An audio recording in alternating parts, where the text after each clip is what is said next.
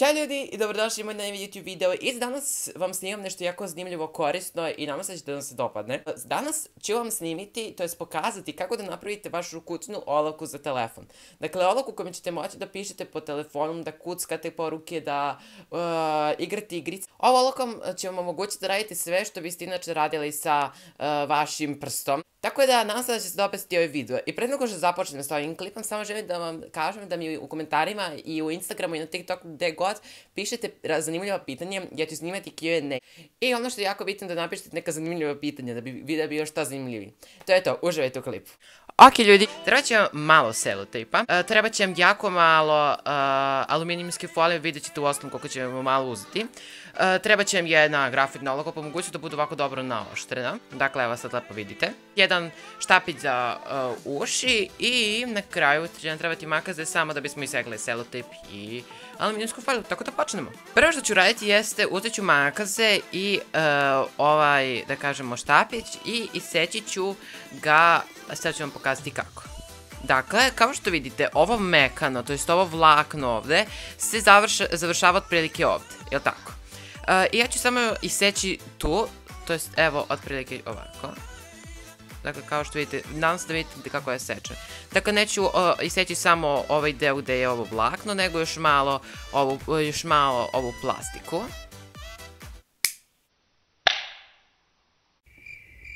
I kao što vidite, ostavili smo malo ove plastike ovde sa strane. Sada ću uzeti ovu olovku sa oštrim vrhom i ovaj deo. E sad, zašto vam je ostavili malo plastike? Baš zato da bismo ovaj deo ugurali u ovaj oštar vrh. Ovako. I da će ovako da izgleda. I sad, vi ćete ovim delom da pišete, a ovaj deo se klati malo. I da bismo mi to sredili, mi to moramo da pričvrstimo malo selotip trakom i zato ćemo iskoristiti selotip traku. Evo, možete da uzmete ovoliko, nije ništa potrebno više i samo ću je zalepiti.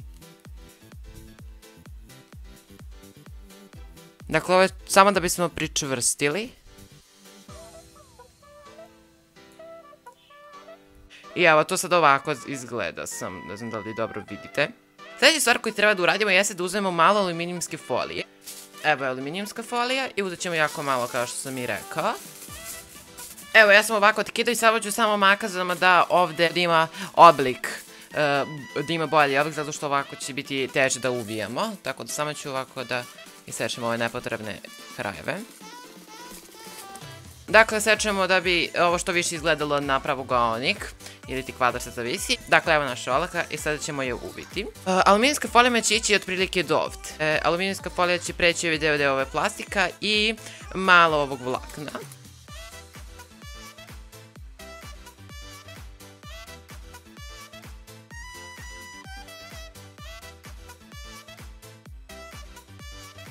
I to sad ovako izgleda.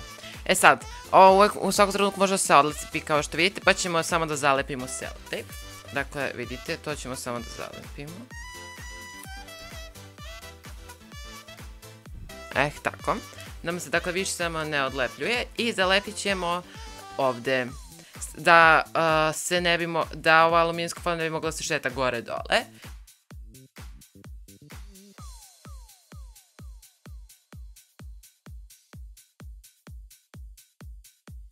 I ulepit ću samo još ovde gore, kao što vidite, pošto mi tu malo pravi ovaj problem.